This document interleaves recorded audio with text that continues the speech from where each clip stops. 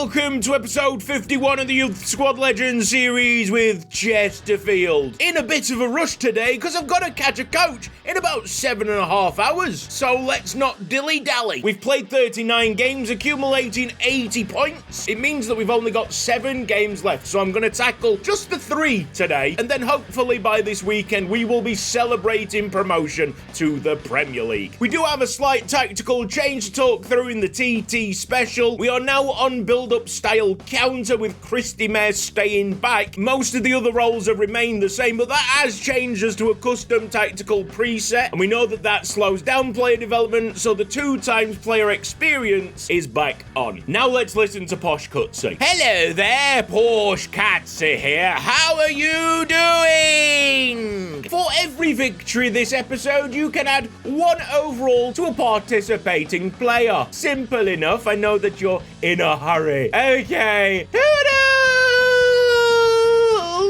QPR 19th place. They play in a 4-2-3-1 wide. Only won 1 game in their last 5. It's Swiss-style football. We don't have any important emails to read. Crack on. Some of these players won't have the best stamina available to them, but they're just gonna have to grin and bear it. 7 big jam performances, and we're in the top flight. No pressure. Early interception by Sombat Youngen. He passes the tackle of Foley. Eric Tansen, you've got to be at the back post, sunshine. Why is it so difficult for strikers to understand that you need to get into the back post to hit them crosses? What a wonderful through ball that was from Natalia Ruocco, slipping it one side of the defender. Eric Tansen goes the other side, completely caught out, hook, line and sinker. Smashing finish as well, hitting the post on the way in. That's a brilliant start. What's that coming over the hill? Is it Kjartansson?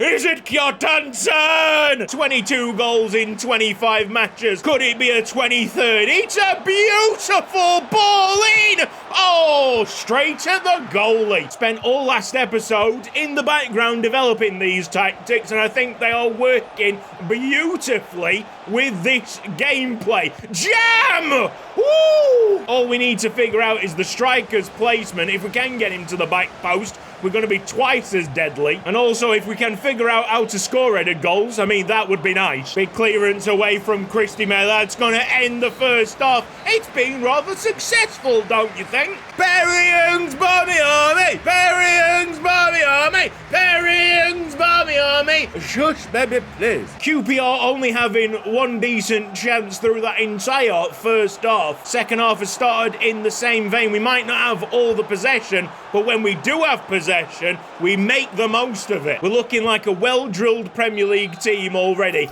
and I absolutely cannot wait to show off this tactic against the possession-based teams in the top flight. Smeaton lobs it up. There's Enos Jam. Penson not onside. But that routine worked last episode. Looks like it's working again this episode. I don't want to toot my own horn, but I am a tactical genius. This formation is getting us into the Premier League. Jam! Good effort, equally good save. Let Sombat Youngen take this corner kick.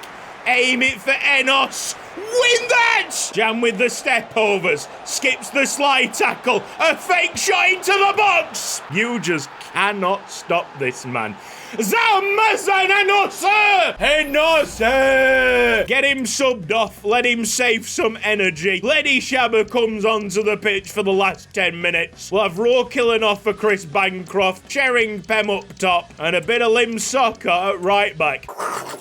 Jam has scored his 28th goal of the championship season. We're a totally different team without him on the pitch, so we've just got to take it easy. See out the rest of this game. There's not long left. Ledi Shabba's gonna go on a mesmeric jam run. Oh! Not too bad at the long shots. Maybe we get a Rob Smeaton effort now. Hey! Keeping this goalkeeper active. Looks like it's Chris Bancroft the target at the front post.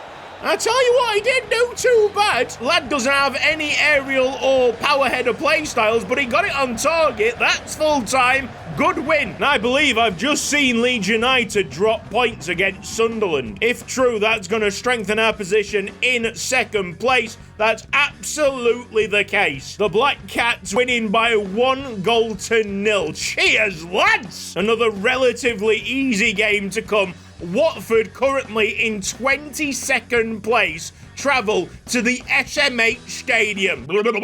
Here's your opponent analysis. It's a 5-2-3 that seems very easy to expose in the midfield. Tactical preset of tiki-taka. Don't really know how you can do that with a 5-2-3 in all honesty. Although I guess there are a lot of options to create passing triangles. I've told Pem that he's going to have to do a job in defence, as Rowley, Sepp and Raw Killen need a bit of a break. Everybody else looks raring to go. It's Shering Pem going in for the slide tackle, getting it absolutely spot on. Watford corner kick. Bring the goalkeeper out a little bit. They do not go short. Shot comes in, brushes the outside of the post. Now it's our chance from a corner kick. Somebody young and right onto Jam.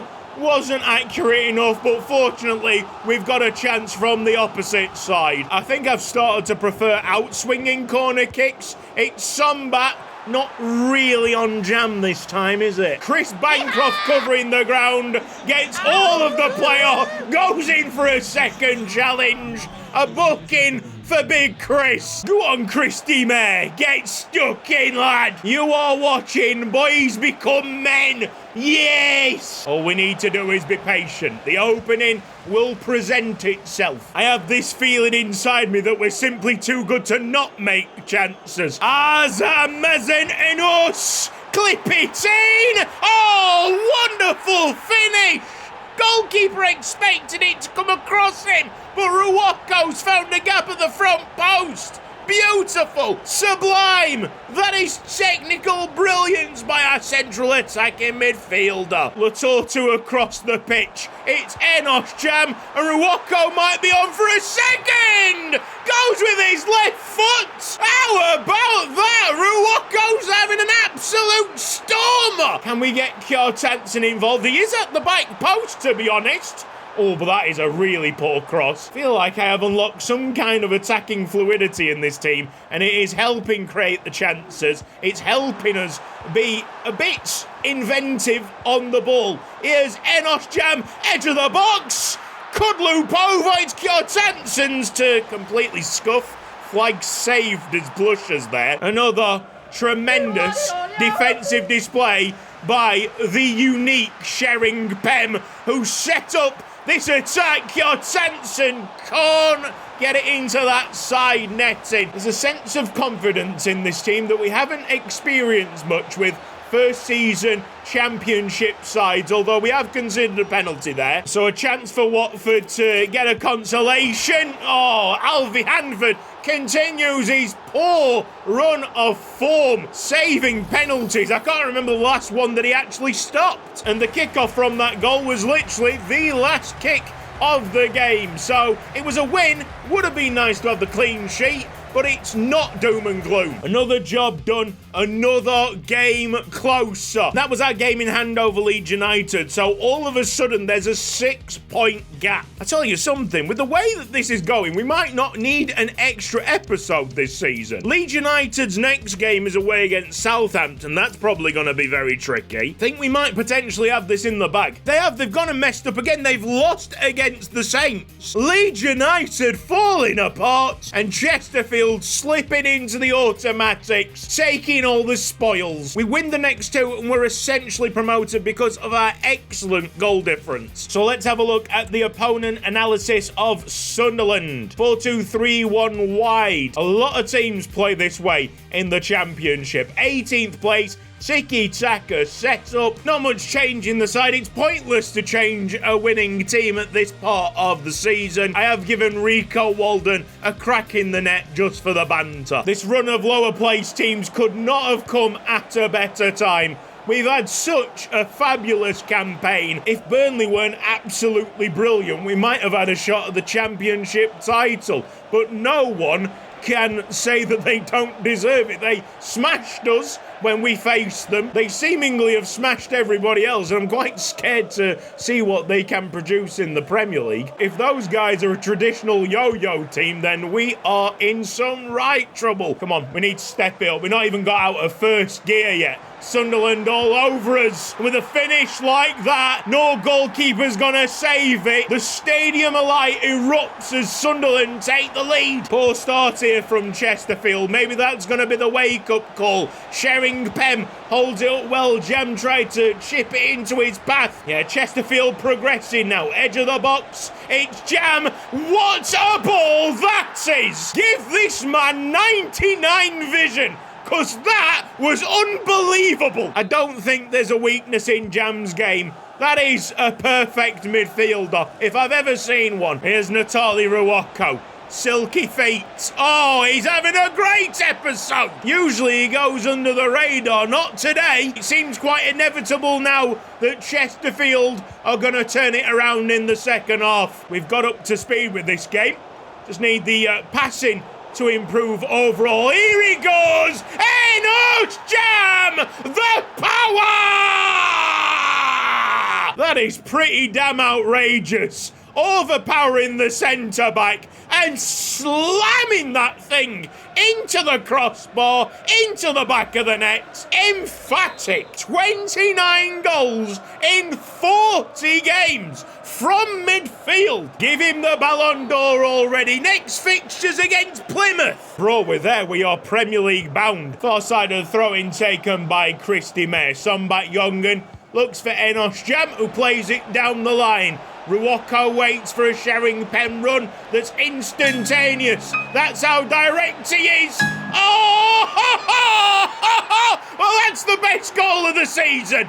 No question about it. Sheringham has just produced something a bit special. And as much as we love Kjortensen, that's the difference that you're going to get with Sheringham. He's immediately going to get into dangerous areas. He notices the Ruwako is in a crossing position and gets into a spot where he can receive the ball. One touchdown, flicks it over his head, and the finish is outrageous. I'm thinking that next season it's probably healthy to have a competitive rotation system between the two strikers. But let's be real here. Kjortensen cannot produce that. Might just need a bit of magic to get us out of certain Premier League games unscathed. This match started out poorly, but man have we turned this one around. Full time, Sunderland 1, Chesterfield 3. Finally, we see Leeds United picking up some points, but they played 43. They've only got 3 games left. Argyle are 23rd in the table. Here's your opponent analysis. It's a 4-2-3-1 wide. Where have we seen that before? They haven't won in the last 5 games. Swiss-style football. Some players are fatigued, but I'm sure they want to be out on this field to experience the joy. It won't be mathematically certain after tonight, but essentially, this is for promotion. Promotion to the big time,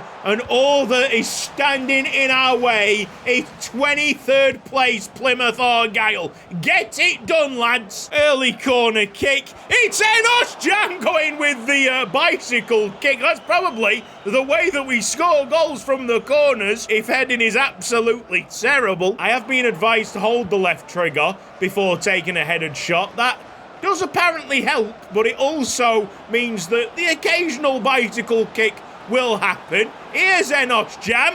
Banger! Banger! Enos Jam with his 30th of the season! Come on! Give him the sodding Ballon d'Or! I don't care if this is the championship. You've never seen anything like it. Jam's bangers are back on the table. Interception, Sombat Jongen. This midfield is becoming far too good for the championship. The passing combinations between Rob Smeaton, Ruwako, Sombat Jongen, Enos Jam, Andrew Sorman. It's just silk. What a half of football. Another 45 like that and you're in the Premier League, lads. No one's going to bottle it. We keep on this really high percent of possession. We keep control of the ball. That way Plymouth Argyle simply can't score against us. And maybe we'll just have Enos Jam popping one in top corner. You never know. Get this corner kick in. Go Go on! Oh, it's raw killing! Yeah, well, I was dreaming for a second there. Scoreline's looking rather favourable for Plymouth at the moment. They have been comfortably the second best team. Latotu caught out. Oh, that is massive! By Rolly set! I genuinely thought he'd given away a penalty there, but somehow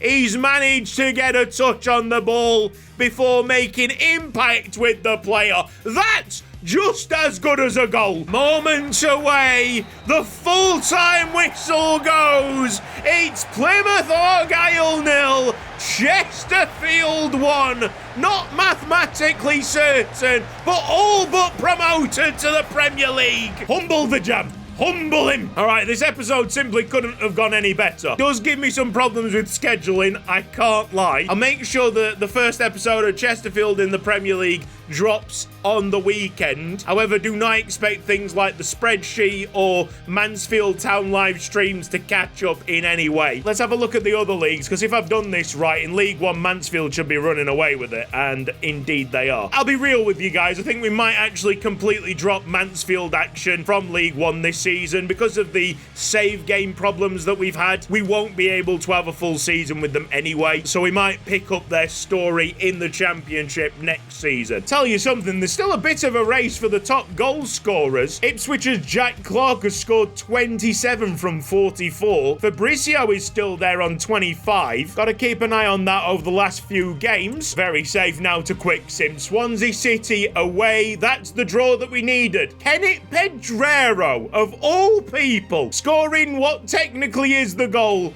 that gets us up. Next up, we got Chesterfield against West Brom. That finishes as a loss there, 1-0. Furlong with the goal. Smeaton's picked up a slight injury. Tonsillitis? In the middle of the game? Tonsillitis? What did the opponents do? Snog him? Oh, sorry, boss. I need to come off. My throat's a bit sore. Welcome to Yuko Ike's Haiku Chronicles with your host, Yuko Ike. Genuine question for the YSL fanbase.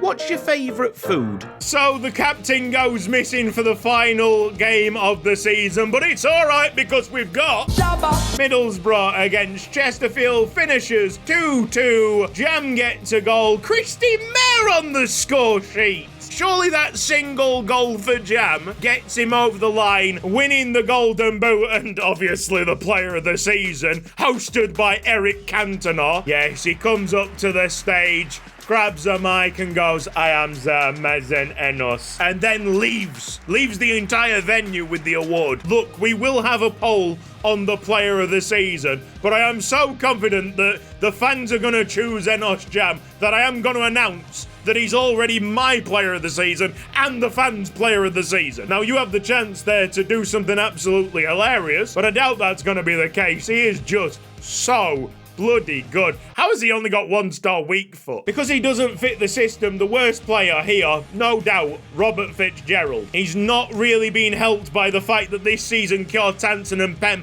have both been exceptional. I'm going to give most improved to Billy Blissett. Since we've updated the game, we've needed to rely on him as the rotation to Latotu, and during the back end of this season, he has been really, really solid. Looking at the statistics, obviously some of these stats will be incorrect, but the major ones like goals and assists are 100% accurate. You've got Enos Jam apparently playing 52 games, highest scorer with 32, Kjartansson on 23, Shering Pem just behind on 19. A real nice spread between those three players. Top assist might be Enos Jam as well, but you've got to give credit to Natalia Ruoko. 15 assists this season. Don't think clean sheets are completely accurate, but Rolly Sepp has done well. 35 appearances, 19 clean sheets. And to be honest, with the weight that name carries, he had to be good. Enos Jam got the golden boot. Enos Jam got the most assists. Alfie Hanford got the golden glove. Chesterfield dominance throughout. Well, the season ends a bit of a farce, but a brilliant farce. We battled adversity, and to be honest, we've seen some excellent football being played this season, and I'm like dead excited to try and transfer that into the higher quality Premier League games. This has been Cutsy. Thank you ever so much for watching this episode of Youth Squad Legends. If you've enjoyed it, then please give the video a like. If you're not subscribed around here yet, then press the red box. box down below and hit the bell icon for mobile notifications. A big thanks to everybody on the right hand side supporting me financially on Patreon. You can too, with a link down in the description box below. Cheers to all of you watching this episode in, episode out. Take care. See you next time. Bye bye.